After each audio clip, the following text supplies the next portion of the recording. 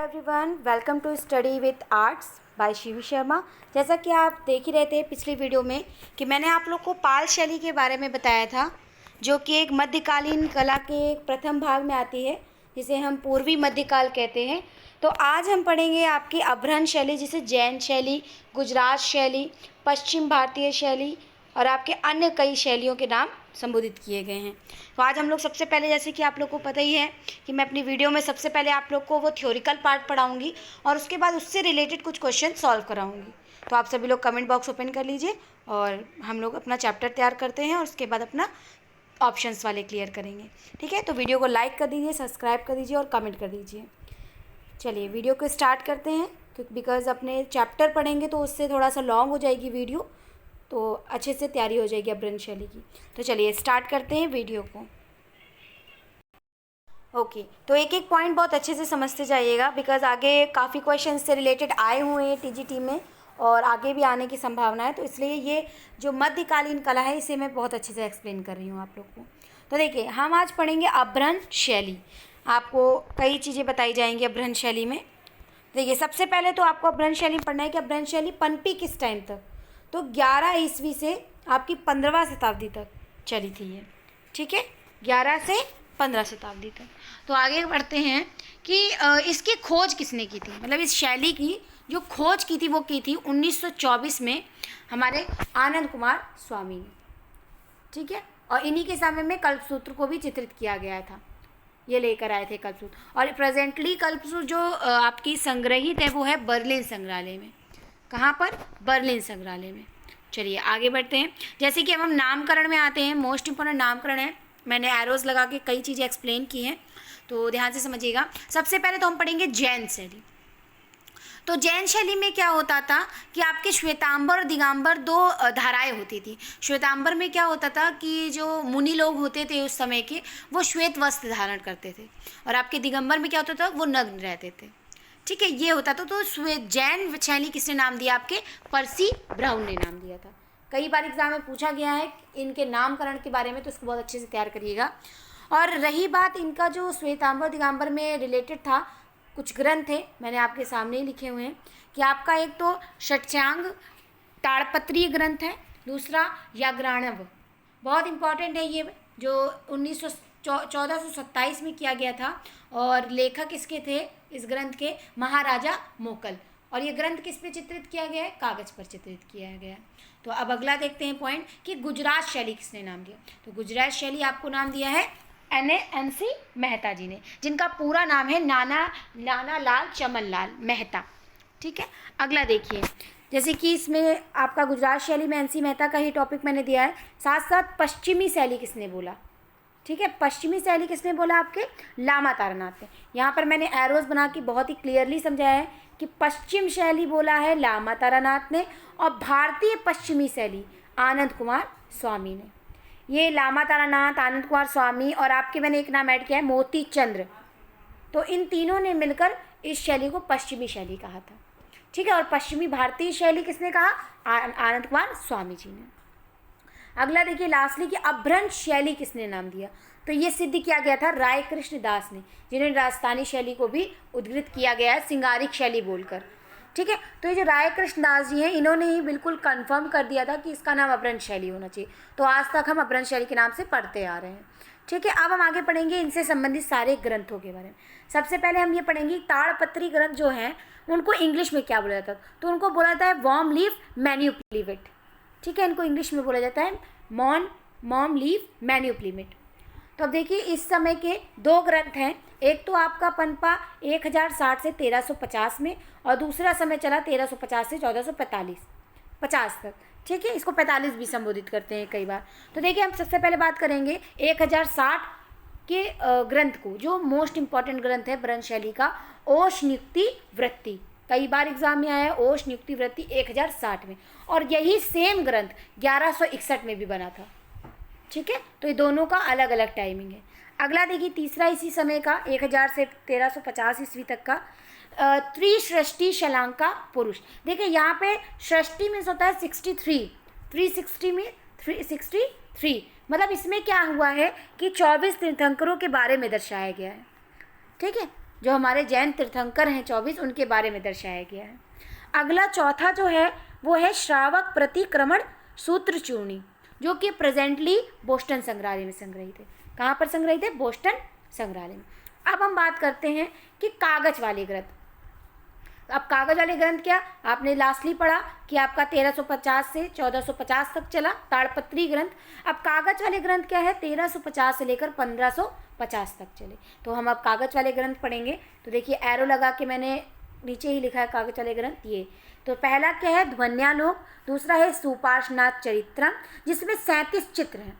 बहुत important question है, कई बार एग्जाम में आया हुआ है कि सुपार्श्वनाथ चित्रम जो कागज पर बना है उसमें कितने चित्र बने, तो 37 चित्र।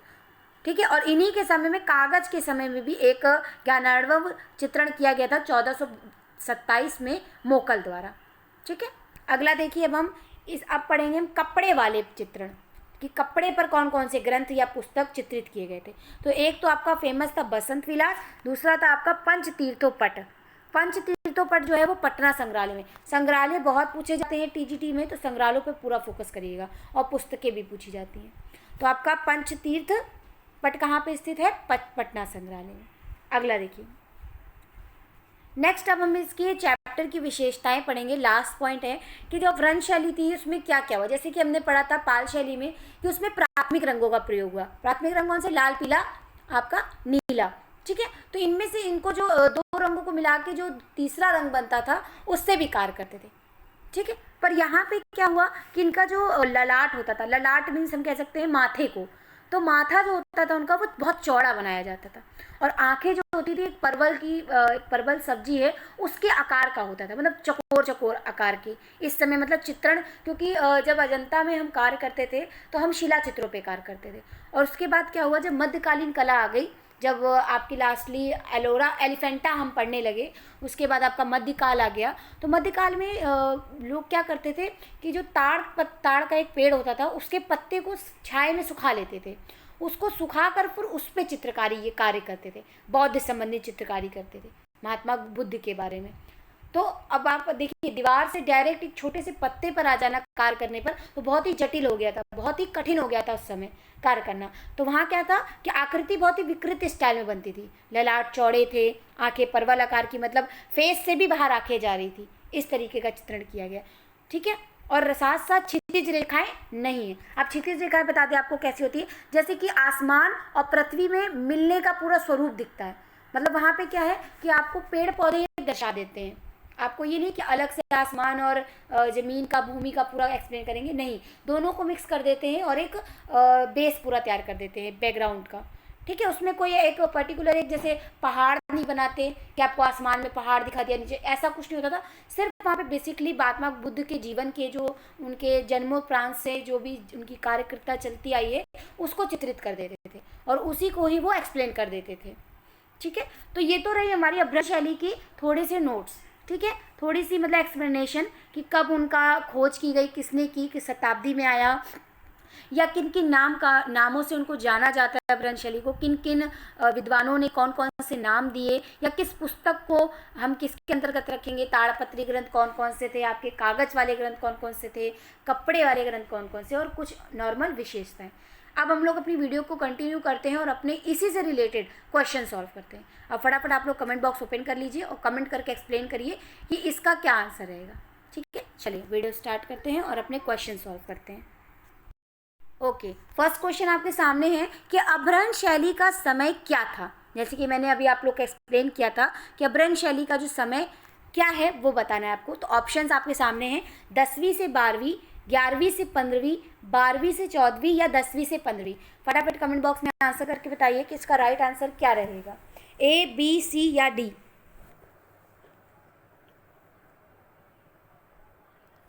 चलिए, आशा करती हूँ कि आप सभी ने कमेंट कर दिया होगा इसका राइट आंसर। तो इसका राइट आंसर क्या रहेगा आपका, 11वीं शताब्दी से 15वीं शताब्दी तक। चलिए कंटिन्यू करते हैं अगला क्वेश्चन। अगला क्वेश्चन है आपका, अभ्रंश शैली से संबंधित सर्वप्रथम मतलब सबसे पहले जानकारी इनमें से किस विद्वान ने दी थी। तो आपके पर्सी ब्राउन, राय कृष्णदास, अजीत घोष या आनंद कुमार स्वामी। बताइए किन्होंने दी थी अभ्रंश शैली को सर्वप्रथम जानकारी। तो क्या इसका राइट आंसर रहेगा? आनंद कुमार स्वामी ने। और अगर पूछा जाए किस समय दी थी, तो टाइमिंग क्या रहेगा? 1924 में। चलिए कंटिन्यू करते हैं अगला क्वेश्चन कि अपभ्रंश शैली को जैन शैली किस विद्वान ने कहा? Very important question and very easy. Jain शैली नाम किसने दिया? तो ऑप्शंस आपके सामने हैं, पर्सी ब्राउन, आनंद कुमार स्वामी, राय कृष्णदास, अजीत घोष। जल्दी से कमेंट करके बताइए कि जैन शैली किसने नाम दिया। रिप्लाई करके बताइए फटाफट जी। तो इसका राइट आंसर क्या रहेगा? पर्सी ब्राउन। अगला क्वेश्चन करते हैं। और पर्सी जैन शैली में क्या था ये भी आपको एक्सप्लेन है अच्छे से, कि आपके श्वेतांबर और दिवांगर के बारे में दर्शाया गया है। ठीक है, अगला क्वेश्चन। अगला है ज्ञानार्णव ग्रंथ कहाँ चित्रित हुआ? ठीक है, आप सभी को पता है कि इस चित्र को किसने चित्रित किया था? तो राजा मोकल ने चित्रित किया था, वो भी कागज पे किया था। तो इसका प्लेस बताना है कि कहाँ पर चित्रण हुआ है। तो ऑप्शंस हैं विजयनगर, अहमदनगर, गोलकुंडा और आपका दिलवाड़ा के नेमिनाथ जैन मंदिरों में। बताइए, कमेंट करके बताइए इसका राइट आंसर क्या रहेगा। जैसे कि आप सभी को पता है कि ये एक जैन शैली का एक आपकी ग्रंथ है, तो जेन्युइन है कि जैन शैली का ग्रंथ है, तो जाहिर सी बात है उसमें जैन तीर्थंकरों के बारे में ही एक्सप्लेन किया होगा। ठीक है, तो इसका राइट आंसर क्या रहेगा? दिलवाड़ा के नेमिनाथ मंदिर में। तो इसका राइट आंसर रहेगा दिलवाड़ा के नेमिनाथ जैन मंदिर में। ठीक है, जिसमें आपके 24 तीर्थंकरों के बारे में बताया गया था और साथ ही साथ मोकल द्वारा चित्रित की गई है। ये लेखक हैं उनके, और ये कहाँ पर किस पर चित्रित की? कागज़ पर चित्रण किया गया है। ठीक है, इसका समय बता देती हूँ, 1427 ईस्वी में। बहुत इंपॉर्टेंट है, बहुत बार टीजीटी में पूछा गया है। ठीक है, तो अगला क्वेश्चन करते हैं सॉल्व कि अपभ्रंश शैली को गुजरात शैली किसने कहा? तो आपके ऑप्शंस हैं एनसी मेहता, राय कृष्णदास, आनंद कुमार स्वामी, अजीत घोष। अभी तक हम पढ़ चुके हैं आनंद कुमार स्वामी के बारे में कि ये खोजकर्ता माने जाते हैं अपभ्रंश शैली के, तो ये तो हो ही नहीं सकते। तो अब आपके पास 3 ऑप्शन बचे हैं, तो इनमें से राइट आंसर जल्दी से करके बताइए कि एनसी मेहता, राय कृष्णदास या अजीत घोष। चलिए इसका राइट आंसर बताते हैं। तो इसका राइट आंसर होगा आपका एनसी मेहता। इनका पूरा नाम लिख लीजिए, क्योंकि कई बार एग्जाम में पूर्ण नाम भी आ जाता है। तो लिखिए नाना लाल चमन लाल मेहता, इसका राइट आंसर और फुल नेम है। ठीक है, कि गुजरात शैली किसने कहा? नाना लाल चमनलाल मेहता ने। अगला क्वेश्चन करते हैं सॉल्व। अपभ्रंश शैली को पश्चिमी भारतीय शैली किसने कहा? बहुत ध्यान से क्वेश्चन को पढ़िएगा। अपभ्रंश शैली को पश्चिमी भारतीय शैली किसने कहा? आनंद कुमार स्वामी ने, लामा तारानाथ ने, मोती चंद ने या उपयुक्त सभी ने? देखिए, लामा तारानाथ जी के बारे में थोड़ा सा बता दें कि इन्होंने अजंता शैली में 3 शैलियों का वर्गीकरण किया था। एक आपकी देव शैली, नाग शैली और यक्ष शैली के बारे में। और ये एक 16वीं इतिहासकार माने जाते हैं, और इनका जन्म कहाँ हुआ था? तिब्बत में हुआ था। ठीक है, तो चलिए इसका आंसर बताइए कि पश्चिमी भारतीय शैली किसने कहा? देखिए, जैसे मैंने आपको जब डिटेलिंग कंप्लीट कराई थी, तो मैंने बहुत अच्छे से एक्सप्लेन किया था कि अगर क्वेश्चन में आता है सिर्फ पश्चिम शैली, क्वेश्चन बहुत ही सिमिलर है, कंफ्यूज करेगा। अगर आपके ऑप्शन में आता है सिर्फ पश्चिम शैली, तो आप लामा तारानाथ को सही करेंगे। अगर आपका आता है पश्चिम भारतीय शैली, इंडियन शैली मतलब यूरोपीय इंडियन शैली स्टाइल जिसे कहते हैं, तो आप लगाएंगे आनंद कुमार स्वामी को। पर अगर ऑप्शन में ही आपको उपयुक्त सभी दिया गया है, जैसे स्क्रीन पे आपको 4th नंबर उपयुक्त सभी है, तो आप क्या करेंगे? उपयुक्त सभी को लगाएंगे। ठीक है, इंडिविजुअल क्वेश्चन अगर आ जाता है कि आपका पश्चिम शैली किसने कहा, तो लामा तारानाथ। अगर पश्चिम भारतीय शैली किसने कहा, तो आनंद कुमार स्वामी। अगर आपको तीनों ऑप्शन में दिए हों कि मोती चंद, आनंद कुमार स्वामी, लामा तारानाथ, उपयुक्त सभी, तो आप किसको राइट करेंगे? उपयुक्त सभी को। तो ये तीनों ने ही कहा था कि पश्चिम भारतीय शैली अपभ्रंश शैली को। ठीक है, चलिए अगला क्वेश्चन करते हैं। मतलब ये आपके रीता प्रताप की बुक में, आपके चतुर्वेदी जी की बुक में, इन सब की बुकों में अलग अलग सिद्धता दी गई है, तो हम इन तीनों को लेके चलेंगे अगर ऑप्शन में उपयुक्त सभी होता है तो। ठीक है, अगर उपयुक्त सभी नहीं होता तो हम यहाँ पर क्या राइट करते? पश्चिम भारतीय शैली को आनंद कुमार स्वामी से। अगर उपयुक्त सभी ऑप्शन में ना हो तो, अगर उपयुक्त सभी है तो आप उपयुक्त सभी लगाएंगे। ठीक है, चलिए अगला क्वेश्चन सॉल्व करते हैं। इन गिरावट वाले चित्रों का नाम अपभ्रंश शैली किसने रखा? अब बात हो रही है सिर्फ अपभ्रंश शैली की, कि अपभ्रंश शैली नाम किसने रख दिया? सीधे सीधे अब आंसर बताइए। आनंद कुमार स्वामी, अजीत घोष, एनसी मेहता। देखिए अभी तक मैंने पूरा चैप्टर पढ़ाया, अजीत घोष का तो नाम लिया ही नहीं है ना, तो अजीत घोष को तो हम कट ही कर देते, अजीत घोष तो हो ही नहीं सकते। अब बात आती है आनंद कुमार स्वामी जी की। तो अभी जस्ट पढ़ा हमने कि आनंद कुमार स्वामी ने इस शैली को पश्चिमी भारतीय शैली कहा है, और उसके बाद हमने पढ़ा एनसी मेहता ने क्या बोला है, इसको गुजरात शैली का है। तो जेन्युइन है, 6 सेंस लगा सकते हैं आप आराम से कि इसका राइट आंसर क्या रहेगा, राय कृष्ण दास, जो कि हमने अभी तक एक बार भी नहीं पढ़ा। ठीक, चलिए इसका राइट आंसर क्या रहेगा, राय कृष्ण दास ने अभ्रंश शैली कहा था। अगला क्वेश्चन सॉल्व करते हैं, और आपको एक छोटी सी सूचना दे देती हूँ कि मेरी लाइव क्लास चल रही है कंटिन्यूसली। अगर आप मेरी लाइव क्लास से जुड़ना चाहते हैं तो दिए गए नंबर पे कांटेक्ट कर लीजिए। डिस्क्रिप्शन में मेरा टेलीग्राम चैनल लिंक दे दूंगी, आप उससे भी ज्वाइन हो सकते हैं। उसमें भी मैं क्विज़ वगैरह कराती रहती हूँ रेगुलर, तो आप वो बिल्कुल फ्री सुविधा है। बट अगर आप लाइव क्लास जुड़ते हैं तो उसकी एक अमाउंट है, एक फ़ीस है। ठीक है, तो कॉन्टैक्ट नंबर देती हूँ, जो भी इच्छुक हो बच्चे वो कॉन्टैक्ट कर सकते हैं। ठीक है, तो मेरा नंबर है 7230009691। चलिए कंटिन्यू करते हैं अपने क्वेश्चंस को। नेक्स्ट क्वेश्चन है, एनसी मेहता ने गुजरात शैली नाम में रूपम पत्रिका में लेख कब प्रकाशित कराया। ठीक है, रूपम पत्रिका की बात हो रही है, तो फेमस पत्रिका है ये एनसी मेहता की, जो कि गुजरात शैली से डिनोटेड की गई थी। तो इसकी टाइमिंग हमें बतानी है। हालांकि इसकी टाइमिंग क्या रहेगी आपकी, जो आनंद कुमार स्वामी ने खोज की थी। जब बताइए जल्दी जल्दी कमेंट करके कि आनंद कुमार स्वामी ने खोज कब की थी अभ्रंश शैली की। ऑप्शंस है 1924, 1922, 1921, 11,923। फटाफट कमेंट करके बताइए इसका राइट आंसर। ओके, तो इसका राइट आंसर क्या रहेगा, 1924। चलिए अगला क्वेश्चन सॉल्व करते हैं। नेक्स्ट क्वेश्चन है, कपड़े पर चित्रित ग्रंथ बसंत विलास। बहुत इजी क्वेश्चन है, पहला बताया था मैंने आप लोग को कि कपड़े पर चित्रित ग्रंथ बसंत विलास में कुल कितने चित्र बने। तो ऑप्शंस हैं 79 चित्र, 80 चित्र, 89 या 90 चित्र। फटाफट कमेंट बॉक्स में बताइए कि कपड़े पर चित्रित बसंत विलास में कितने चित्र बने हैं कुल। कई बार एग्जाम में आ रहा है आपका ये जो अभ्रंश शैली है, साथ साथ आपकी राजस्थानी शैली, पहाड़ी शैली और आपका मुगल शैली, इनमें जितने भी ग्रंथ हैं उन ग्रंथों के चित्र जरूर याद करिएगा कि हर एक ग्रंथ में कितने कितने चित्र बने हैं। कोई भी एक क्वेश्चन जरूर आ सकता है एग्जाम में। ठीक है, तो चलिए इसका राइट आंसर देखते हैं। तो इसका राइट आंसर रहेगा ए, 79 चित्र बने थे बसंत विलास में। ठीक है, अगला क्वेश्चन सॉल्व करते हैं। नेक्स्ट क्वेश्चन है, कपड़े पर चित्रित ग्रंथ बसंत विलास की लंबाई चौड़ाई बतानी। बहुत ही इजी क्वेश्चन है और अच्छे से एक्सप्लेन कर दीजिए। तो इसका राइट आंसर क्या रहेगा, ए, बी, सी या डी। बताइए फटाफट आंसर बताइए इसका।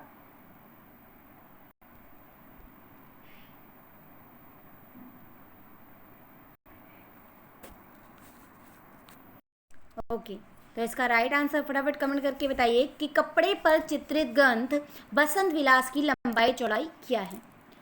436 inch into 9 inch, 43 inch into 9.15 inch, या 430 इंच इंटू 9.15 इंच, या 446 इंच इंटू 9.15 इंच। फटाफट इसका रिप्लाई करिए आंसर। राइट आंसर क्या रहेगा। चलिए आशा करती हूँ कि आप लोग को राइट आंसर्स आप लोगों ने कमेंट बॉक्स में कर दिए होंगे। तो देखिए इसका राइट आंसर क्या रहेगा, B option, 436 inch into 9.15 inch. चलिए अगला क्वेश्चन करते हैं। त्रिसृष्टि शलाका पुरुष में कितने तीर्थंकरों का उल्लेख हुआ है। देखिए बहुत ही कंफ्यूजन क्वेश्चन है, ध्यान से पढ़िएगा। त्रिसृष्टि शलाका पुरुष में कितने तीर्थंकरों का उल्लेख हुआ है। यहाँ तीर्थंकरों की बात हो रही है, ना ही आपसे पूछा जा रहा है त्रिसृष्टि शलाका कितने पुरुष हैं। ठीक है, तो ऑप्शंस आपके सामने है, कमेंट करके बताइए। 24, 36, 63 या 42। फटाफट कमेंट करके बताइए। तो चलिए आप सभी को पता है कि तीर्थंकर कितने हैं हमारे जैन धर्म के, 24 तीर्थंकर। ठीक है, तो रही बात इसका राइट आंसर क्या रहेगा, 24। पर अगर यहीं पे क्वेश्चन पूछ ले कि त्रिसृष्टि शलाका पुरुष कितने हैं तो 63 होते हैं। ठीक है, तो चलिए, और रही बात जैन तीर्थंकरों के प्रतीकों को मैंने ट्रिक वाइज अपनी यूट्यूब वीडियो डाली हुई है, साथ ही साथ आपको डिस्क्रिप्शन बॉक्स में भी लिंक मिल जाएगा, आप लोग देख लीजिएगा। साथ साथ टेलीग्राम का भी लिंक होगा, आप लोग ट्रिक भी देख लीजिएगा, ताकि आप लोग को जितने भी जैन तीर्थंकर है बहुत ईजिली याद हो जाए। उनके प्रतीक बहुत ही कठिन हो जाते हैं तैयार करना, तो उनको मैंने बहुत ही ईजिली ट्रिक से याद कराया है। ठीक है, तो चलिए अगला क्वेश्चन सॉल्व करते हैं। 12 नंबर, कल्पसूत्र की तीसरी प्रति कल्पसूत्र की तीसरी प्रति जो जौनपुर से प्राप्त हुई है और स्वर्ण अक्षरों मतलब गोल्डन लेटर्स में लिखी गई है, वह कब और किसके शासनकाल में चित्रित हुई है? तो इसका राइट आंसर बताना है, बताइए फटाफट। 467 राय मलिक के समय, 457 अमीर अली वजीर के समय, या 457 मलिक अहमद के समय, या 467 हुसैन शाह शर्की के समय? इसका राइट आंसर बताइए। कल्पसूत्र की तीसरी प्रति जौनपुर में प्राप्त हुई जो गोल्डन अक्षर्स में लिखी गई है, वो किस शासक ने की? कमेंट बॉक्स में कमेंट करके बताइए फटाफट आप सभी लोग। तो देखिए इसका राइट आंसर क्या रहेगा आपका, 467, वो भी हुसैन शाह शर्की ने किया था। चलिए अगला क्वेश्चन सॉल्व करते हैं। ताड़पत्र पर ज्ञात सबसे पुरानी प्रति कौन सी है? Very easy questions. आपसे क्या पूछा जा रहा है? ताड़पत्र, ना ही कागज पूछा जा रहा है ना ही कपड़ा पूछा जा रहा है। ठीक है, आपसे पूछा जा रहा है ताड़पत्र पर। तो ऑप्शंस है औषधि नियुक्ति वृत्ति, त्रिष्टि सलाखा पुरुष, नेमिनाथ चरित्र, या महावीर चरित्र। ऑप्शन बताइए फटाफट इसका कमेंट करके कि ताड़पत्र पर ज्ञात सबसे पुरानी प्रति कौन सी? प्रति से यहाँ डिनोटेड हो रहा है ग्रंथ, मतलब ताड़पत्र पे सबसे पुराना ग्रंथ कौन सा लिखा गया? तो चलिए राइट आंसर क्या रहेगा इसका, औषधि नियुक्ति वृत्ति। वेरी इंपॉर्टेंट है, कई बार एग्जाम में पूछा गया है। ठीक है, और यही दो बनाई गई हैं। ये जो है ये 1060 वाली है, और सेम 1161 वाली भी एक है जो कि ताड़पत्र पे ही बनी। पर अगर हम सर्वप्रथम की बात करेंगे तो 1060 वाले पे सही करेंगे, क्योंकि 1000 सबसे पहले आता है, उसके बाद 1161 आता है। ठीक है, तो चलिए अगला क्वेश्चन करते हैं सॉल्व कि इनमें से कौन सा दिगंबर ग्रंथ, वेरी इजी है, दिगंबर ग्रंथ लाल भाई दलपत भाई जान भंडार अहमदाबाद में सुरक्षित है? इसका राइट आंसर बताना है। फर्स्ट है ध्वयालोकन, कल्पसूत्र, ज्ञानार्णव, पंचतीर्थ पट। कौन सा स्थित है ये अहमदाबाद में? रिप्लाई करके बताइए फटाफट ऑप्शन में। ऑप्शन आप सभी के सामने है।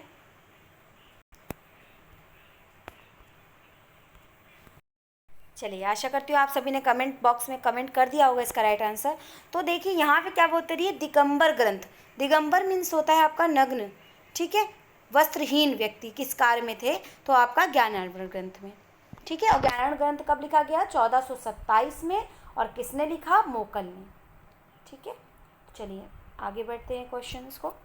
नेक्स्ट क्वेश्चन है 1060 की, जैसे कि अभी मैंने आप लोग को थोड़ी देर पहले बताया था, 1060 की औषधि नियुक्ति वृत्ति कहाँ संग्रहित है? बताइए, भोपाल में, अमृतसर, या बड़ौदा, या जैसलमेर? कमेंट करके बताइए। चलिए तो इसका राइट आंसर क्या रहेगा? जैसलमेर। अब यहाँ पे बात हो रही है सिर्फ 1060 वाली, पर यहीं पे अगर ऑप्शन आ जाता है 1161 वाली तो वो बड़ौदा में, ठीक है, तो वो बड़ौदा में स्थित है। तो दोनों का क्वेश्चन एक ही ऑप्शन में है, तो इसको बहुत ध्यान से देखिएगा। 1161 और 1060 दोनों में फ़र्क है। ठीक है, पर ग्रंथ सेम नाम से है। अगला देखिए, कल्पसूत्र के लेखक कौन है? वेरी इजी, ये आप लोग के लिए सरप्राइज है। ये आपको कमेंट करके बताना इसका राइट आंसर क्या रहेगा, और इसका क्वेश्चन का आंसर मैं अगली वीडियो में अपने दूंगी आपको। ठीक है, इसका राइट आंसर अगली वीडियो में आप लोग को मिलेगा। तो ऑप्शंस आपके सामने हैं, मलिक अहमद, पर्सी ब्राउन, राय कृष्णदास, भद्रबाहू। कल्पसूत्र का लेखक कौन है? मैं आपको एक छोटी सी इसमें आंसर बताना चाहूँगी कि कल्पसूत्र जो पुस्तक है वो 14वीं शताब्दी में लिखा गया था, वो भी कागज़ पर लिखा गया था। और इसका प्रॉपर टाइम बताते हैं तो 1350 ईस्वी में। ठीक है, और कल्पसूत्र में क्या चित्रित किया गया है? जितने भी हमारे जैन तीर्थंकर हैं उनकी जीवनी लिखी गई है इस ग्रंथ में। ठीक है, तो चलिए अगला क्वेश्चन करते हैं और इस क्वेश्चन का आंसर दीजिएगा। 16 नंबर क्वेश्चन का आंसर आप सभी को देना है। ठीक है, कमेंट बॉक्स में। अगला देखिए, ध्वन्यालोक ग्रंथ किसने लिखा? ध्वन्यालोक ग्रंथ किसने लिखा? ऑप्शन है भद्रबाहू, राय कृष्णदास, हैवेल्स, जिनचंद्र सूरी। इसका राइट आंसर बताइए फटाफट कि आपका ध्वन्यालोक किसने चित्रित किया? चलिए इसका राइट आंसर क्या रहेगा? जिनचंद्र सूरी। चलिए आगे बढ़ते हैं। जैसे कि मतलब आपका जो ध्वन्यालोक ग्रंथ है उसमें क्या होता है? जैन तीर्थंकरों के बारे में चित्रित किया गया है। ठीक है, तो चलिए अगला क्वेश्चन करते हैं कि पंचतीर्थ पट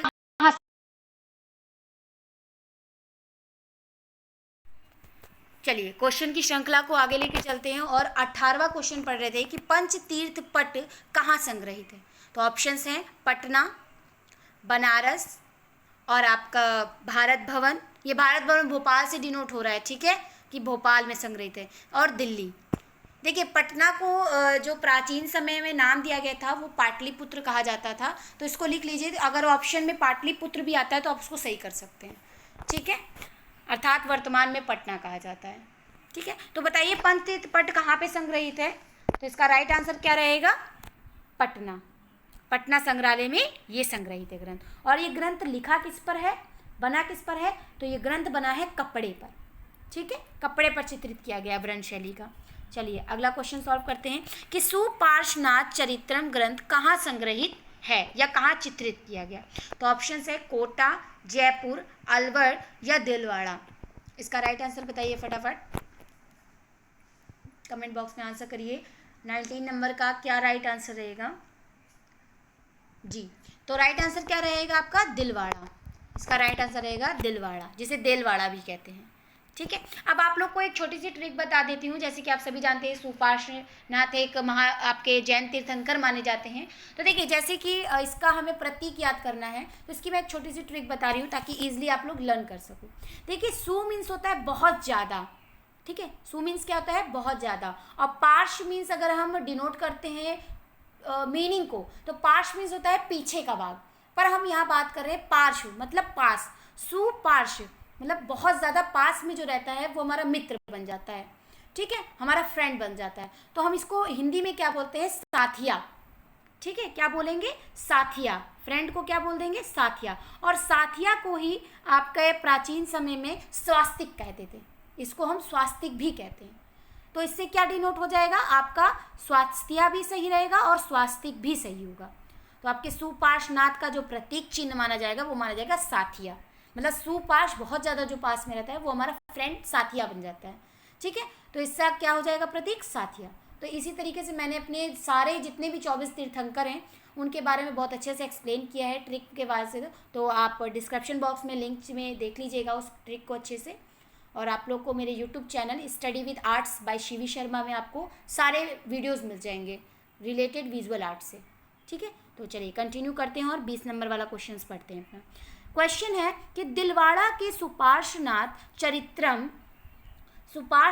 चरित्रम में कुल कितने चित्र हैं। आप देख रहे हैं अभी तक मैंने काफ़ी चित्र से माध्यम, जितने भी ग्रंथ थे ग्रंथों में कितने चित्र मिले हैं वो बहुत अच्छे से तैयार कर लीजिएगा, ठीक है, बहुत इंपॉर्टेंट पॉइंट रहेगा ये। तो इसमें आंसर बताना है 37 चित्र, 47, 62 या 56। कितने चित्र प्राप्त हुए हैं जल्दी जल्दी ऑप्शन में कमेंट करके बताइए कि दिलवाड़ा के सुपार्श्व चरित्रम में कुल कितने चित्र मिले हैं। तो चलिए क्वेश्चन का आंसर करते हैं। तो इसका राइट आंसर क्या रहेगा, 37 चित्र, जैसे कि मैंने आपको अभी थ्योरिकल पार्ट पढ़ाते समय बताया था, ठीक है। अब आपका इस वीडियो का लास्ट क्वेश्चन है आप लोग के लिए। तो देखिए कालकाचार्य कथा किस धर्म से संबंधित है। आप सभी को पता है कि जो आपका कालकाचार्य कथा है वो आपके तीर्थंकरों के बारे में डिनोटेड किया गया है उसको। तो आप समझ सकते हैं कि तीर्थंकर हैं, तो तीर्थंकर तो सारे जैन धर्म से ही संबंधित थे। तो आपका इसका राइट आंसर क्या रहेगा, जैन धर्म। Very easy question. और ये कई बार टीजीटी 2003, टीजीटी 1999, टीजीटी 2016 ये 3 पेपर में आया है ये क्वेश्चन, ठीक है। तो इसको बहुत ध्यान से पढ़िएगा इस क्वेश्चन को। और आपकी वीडियो कंप्लीट हो गई है और मैंने आज 21 क्वेश्चंस कराए हैं। जैसे कि आप देख ही रहे हैं कि लाइक सब्सक्राइब कमेंट करते रहिए हमारे चैनल को, और मैं अच्छी से अच्छी वीडियो आप लोग के लिए लेती आऊँगी जो एग्ज़ाम के लिए इंपॉर्टेंट होगी। जैसे कि हमने अभी कुछ समय पहले सिंधु सभ्यता पढ़ाया है, पूरा कंप्लीट करा दिया है आपको। अब अगली वीडियो जो टॉपिक आएगा आप लोग को अजंता गुफा पढ़ाएंगे हम आपको, ठीक है। इसी प्रकार से सेम इसी तरीके से कि अजंता गुफा आप लोग को पहले थ्योरिकल पार्ट पढ़ाऊंगी, फिर उसके बाद आपको ऑप्शंस वाले कराऊंगी, ठीक है। इससे आप लोग को काफ़ी कवर बिकॉज बट अजंता आपकी जो है वो बहुत ही लेंथी चैप्टर है, तो वो मैं 2-3 पार्टों में लेकर आऊँगी ताकि वो कवर कर सकूँ। तो मैं 2-3 पार्टों में पहले आप लोग को पढ़ाऊँगी इस चैप्टर को, और देन जो लास्ट पार्ट बनेगा उसमें मैं क्वेश्चन आंसर सॉल्व कराऊँगी, ठीक है। तो वीडियो को लाइक सब्सक्राइब कमेंट कर दीजिए, शेयर कर दीजिए अपने विजुअल आर्ट के स्टूडेंट्स को, और बाकी वीडियोस को बहुत अच्छे से ध्यान से देखिए। एक भी पॉइंट को स्किप मत करिए, क्योंकि अगर एक पॉइंट आपने स्किप किया चैप्टर का तो काफ़ी नुकसान हो जाएगा, क्योंकि हर एक चीज़ किसी ना किसी से जुड़ी हुई है। और ये मोस्ट इम्पॉर्टेंट है कि अभ्रंश, सिर्फ अभ्रंश शैली में ही जो आँखें बनाई गई हैं, जो नेत्र बनाए गए हैं चित्रकारी करते समय, वो परवल आकार की बनाई गई है। ये नेम परवल जरूर याद रखिएगा, कई बार एग्जाम में आया है। ठीक है, तो okay, thank you to all and good luck for exam.